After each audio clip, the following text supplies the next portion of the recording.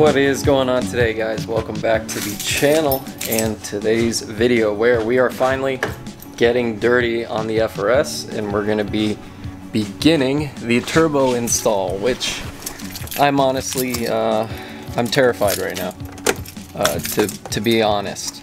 We're doing this mostly alone. We definitely have a lot of people on call, you know, for the lifelines, but all in all here, we're going to be trying to knock this out. Jesus. We're going to be trying to knock this out ourselves, and we're starting tonight with quite a couple things. But first, we need to get the OFT tune off the car. So I'm just going to start it to get everything warm before I start working on the car tonight, and just make sure the battery is doing all right. Battery is not loving life right now, admittedly. Unfortunately, won't be able to drive the car around for a last little run. I thought about doing that a million times, but I'm like, I gotta stop being that clingy, you know, that clingy guy who just can't, you know, say goodbye. And that's definitely not me. I'm definitely not that kind of guy, and never been me. Ever. But yeah, I thought about going out and having a last little glory run, but it's just time to move on. We're going to be unmarrying the OFT right away, and then going and trying to do the oil pan first things first. It's a little bit scary to do it, admittedly. For me, it's terrifying, but we're just going to persevere, move on, take things a step at a time, and just get right to it. Let's see if I remember how to do this.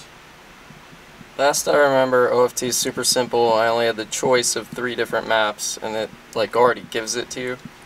Then it retains your base file that you used to have, your OEM file, or at least let's hope. So if we go to right, original file at the top, and you can see all the other files below it. I believe we were stage 2 plus before, but now we're going to do the deed. Original file, it's in progress. Then we need to go through the steps. So power to on.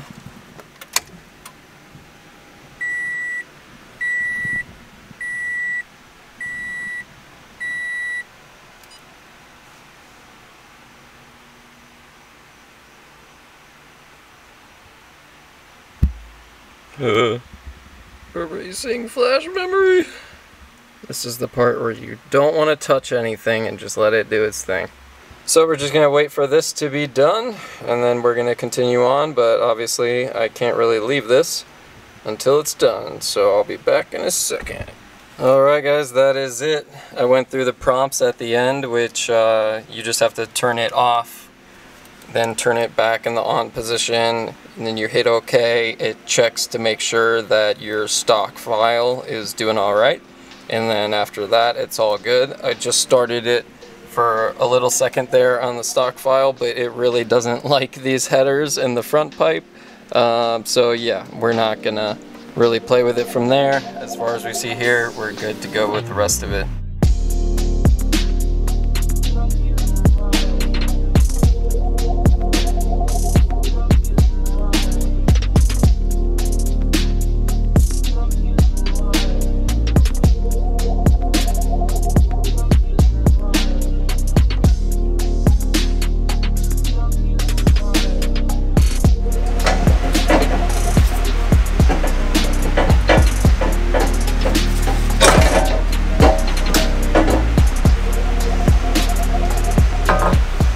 So unfortunately, in pulling off the header, I've found a problem.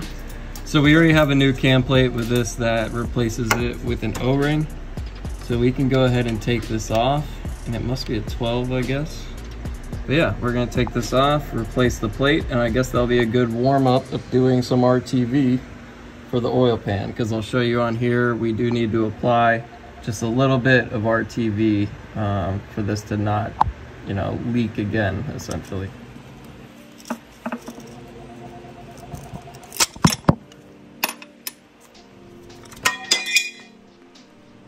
That's one way to do it.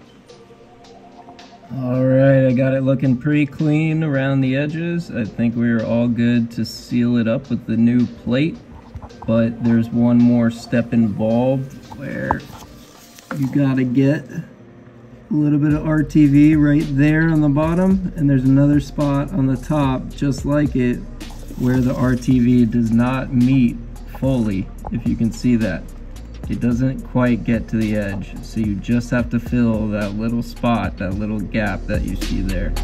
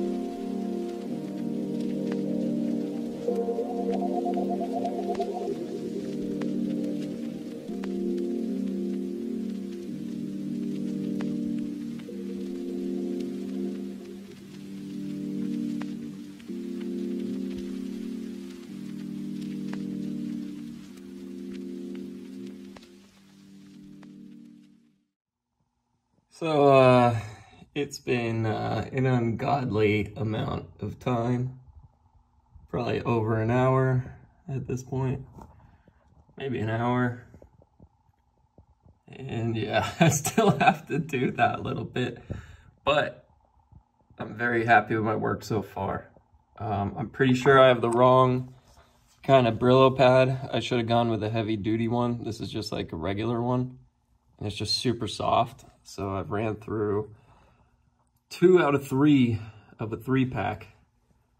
So hopefully this last one will get me through that little bit. We shall find out.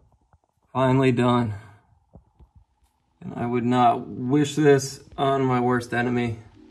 I'm gonna go get the new oil pan now. I'm gonna get the sealant.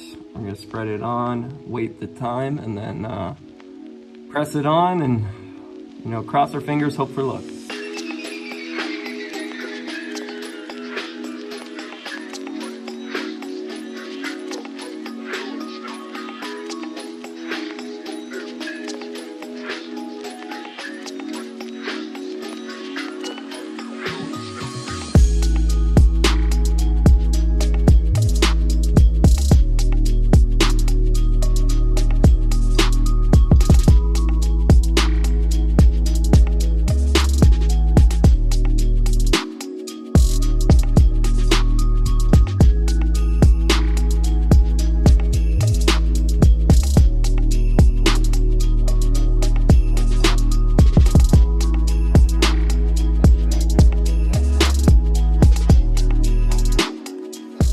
Alright guys, so that was a hell of a time getting this pan off, cleaning it up, and then yeah, getting the new pan on. And let me just give you some lessons learned real quick.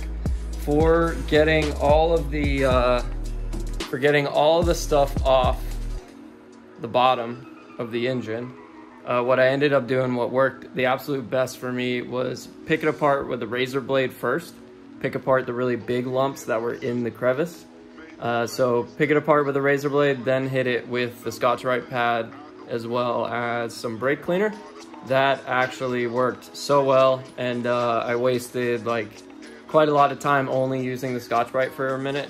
And then I realized like I need something to break this up, but I was kind of wary of flicking stuff in the engine, but after a while I'm like, there's only one way to do this. I gotta get in there and I gotta cut it away and then wipe it down and just see what happens. So yeah, it's all in there. Let's check out the new one. And now I apologize for rushing it in here so bad, but it was just that, a rush, because I was watching a video on this sealant at the same time. I've already watched the same video like 20 times, but as I'm watching it, I'm realizing I'm running out of time for how long you were supposed to let it sit on, you know, on the table when you first pour it out. So I was right on that timeline, rushed over here, flapped it on, and yeah, we're gonna see what happens. This stuff does take a while to dry, so at least a couple hours. So we're gonna leave it overnight and then just put oil in tomorrow, and let's just fingers crossed that it's gonna work out. I do want to do one more thing before I leave tonight or call it a night, and I think I'm just gonna mock up the headers real quick, if that's even possible. Is that even possible?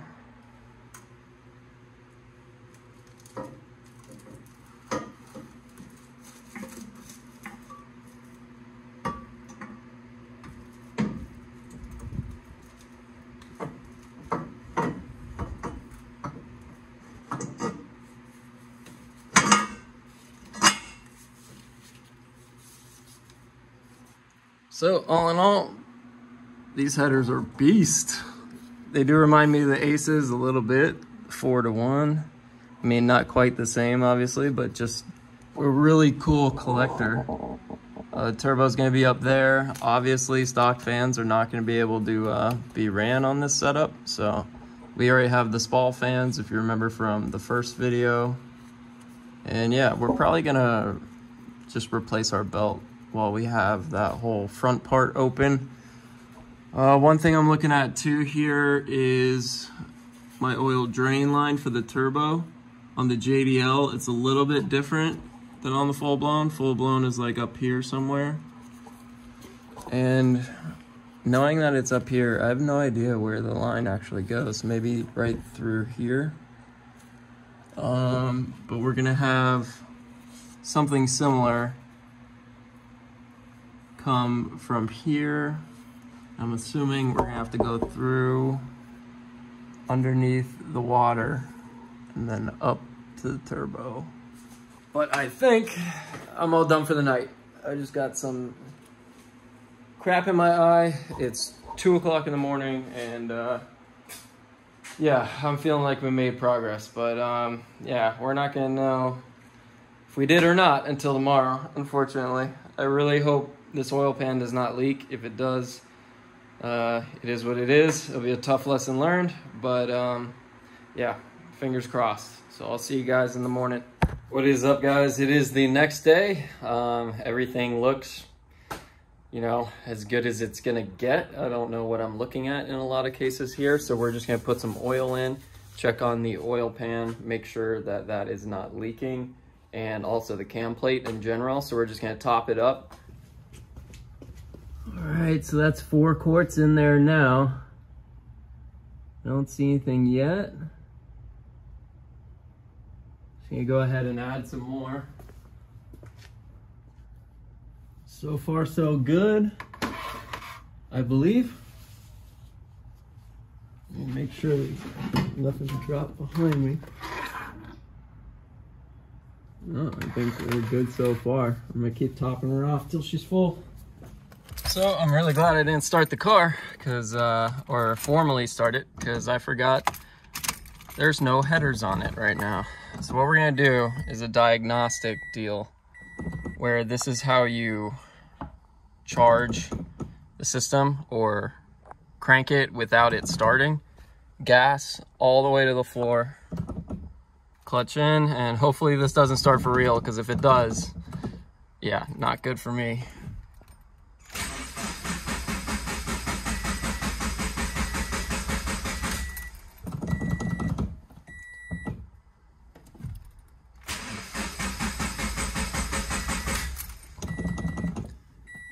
That's probably good.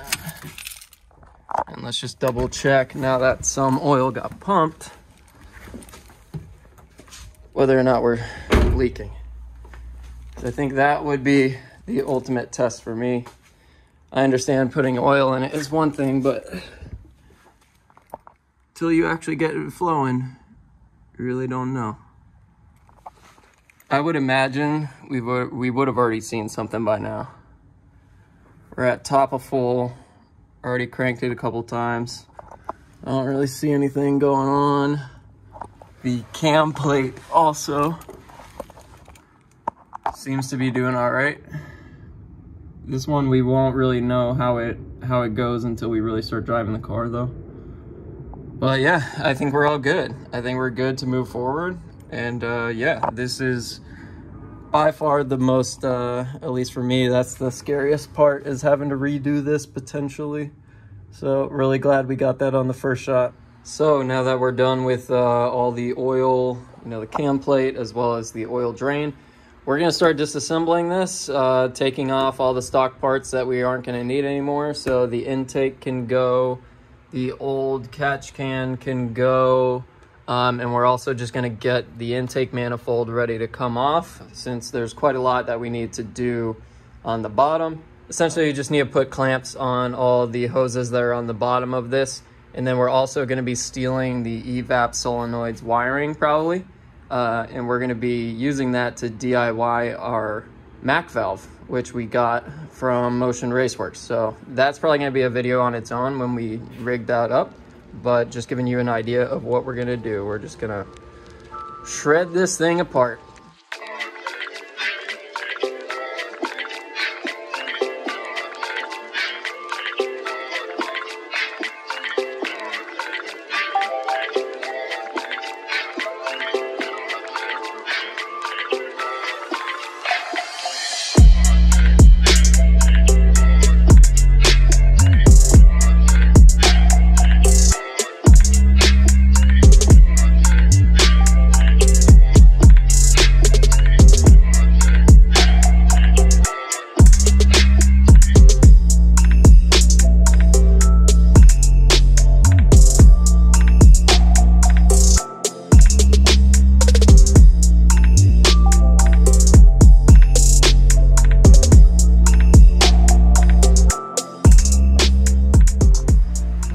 Guys, we are at a decent point here.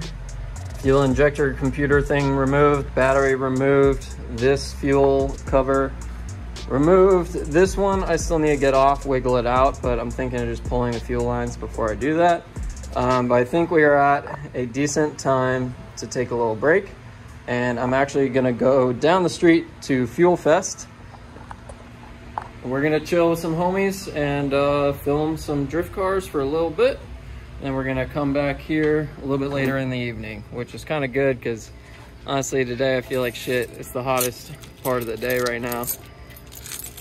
Somehow staying up till 3 o'clock in the morning or something last night didn't help.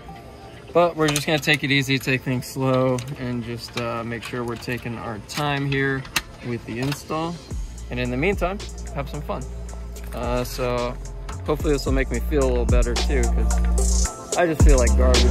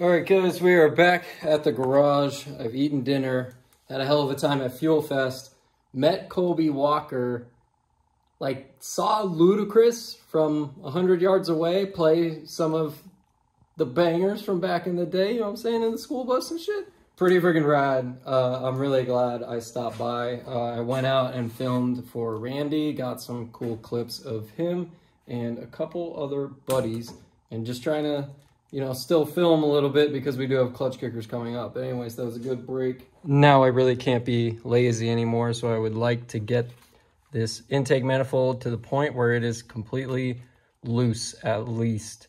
I'm gonna go through some of the things that I've already done. So both vacuum lines from the back off. One used to go to the catch can.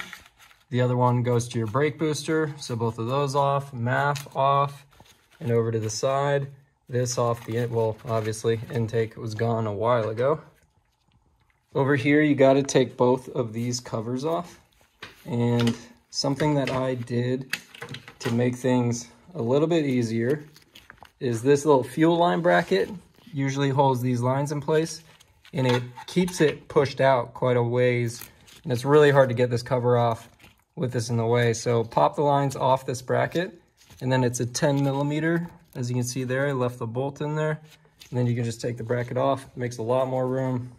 Bring the cover out. Another quick note on the fuel rail. You will obviously need to unplug everything. You don't need to unplug this black plug. Over here, same thing. Both unplugged. I also took the injector computer entirely off. We probably already saw that earlier.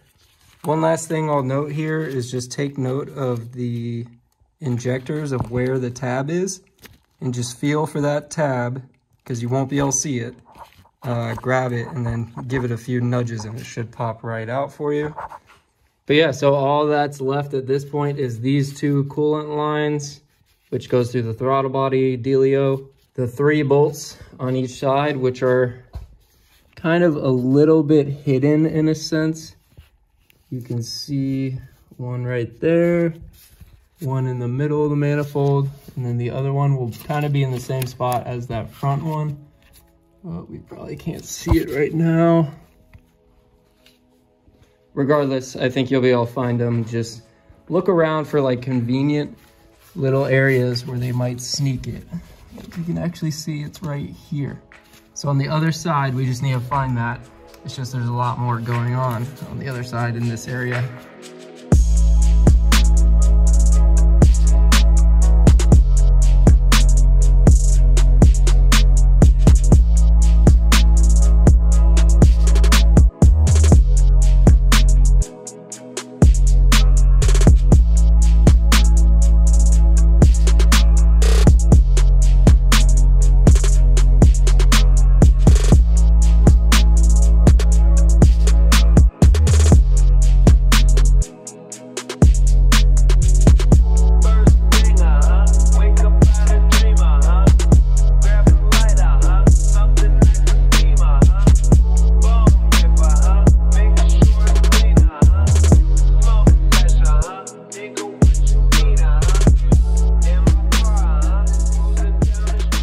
Guys, so I ended up getting this Lyle fuel quick disconnector thingy. I've already seen ahead of time, there's no way to use this tool as intended, essentially. Like, you're not going to be able to wedge it in there. So what you have to do is kind of what it's actually trying to do right now by itself. Just bend it so it's only half.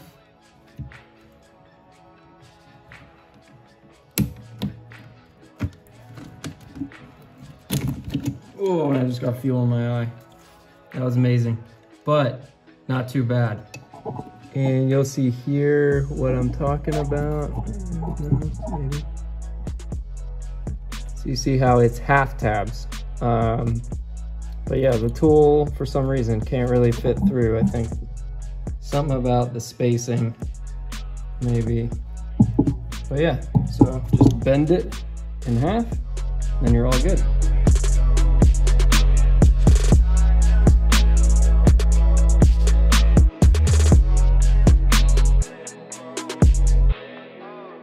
My phone died, but just wanted to give an update. Manifold obviously already off the car. We have every line exposed that we're going to be working on in the morning.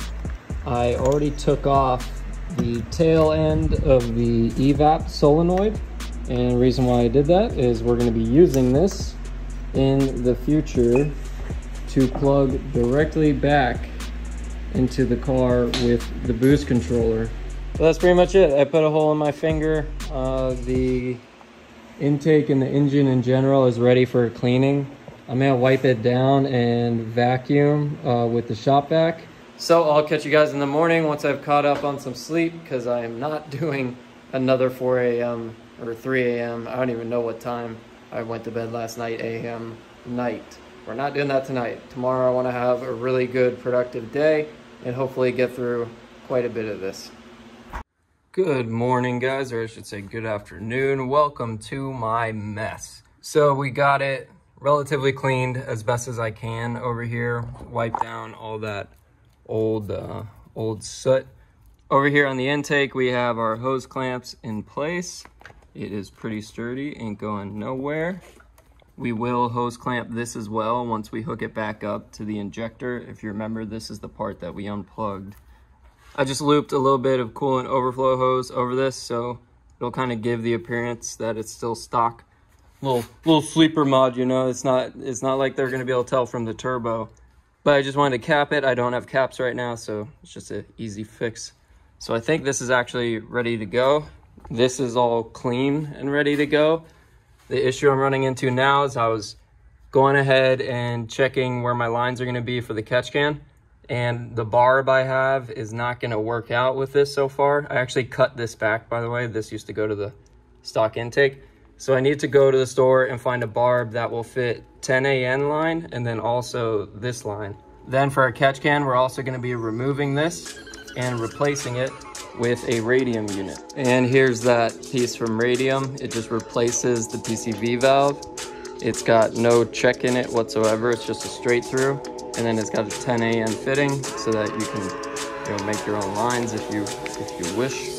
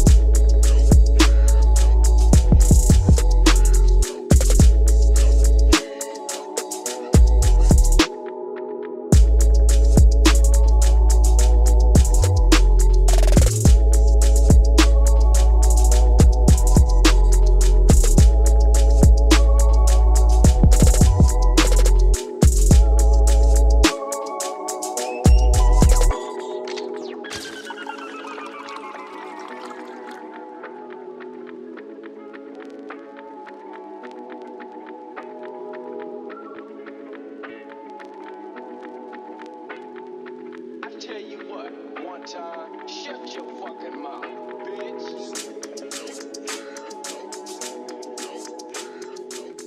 Alright guys, unfortunately my phone died while we were filming that last part, but all the bolts are in for the intake. That all went down pretty easily. I already did the water lines actually down here. I don't know if I even mentioned that. The catch can we're now routing above instead of underneath, just to avoid chafing the air lines that we just plugged up, and also the fuel line, the evap. I can't forget this one, but we still have to do the fuel. We still have to do injectors, but I think that's pretty much it. I was just test fitting the cover. It doesn't really fit right now. I'm gonna have to cut it out for a piece of the PCV, or a piece of the system, I would say. It used to be here, we cut it off. It fits here for 1/2 inch, and then I'm gonna order a reducer, which goes to 3/8. This is just a 3/8 barb I'm just plotting with. And then from there, we're gonna cut this a little bit short, I think, so that it can fit on there a little nicer. But you get the idea. Reducer here, clamp, clamp, and I think we're good. These are the quick disconnects, which we're gonna be going over in a video soon when we plumb the wastegates. We got these from Motion Raceworks, and they complement the Treadstone block very nice. I went ahead and plugged this because I kind of figured out if you're running a vent to atmosphere, you don't need to tee into the brake booster, technically, since you're gonna have an open port now, because that used to go to the catch can when it would recirculate. But now, since it doesn't recirculate, you can use this port now and then not really affect your brake booster. I don't think it would affect your brake booster teeing in, but kind of easy. It kind of works out too in our position here.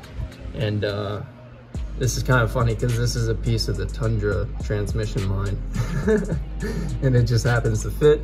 And transmission line is super heavy duty, as you can see there. It's even reinforced, so it won't collapse really past a certain point, even under vacuum, under load, that kind of thing.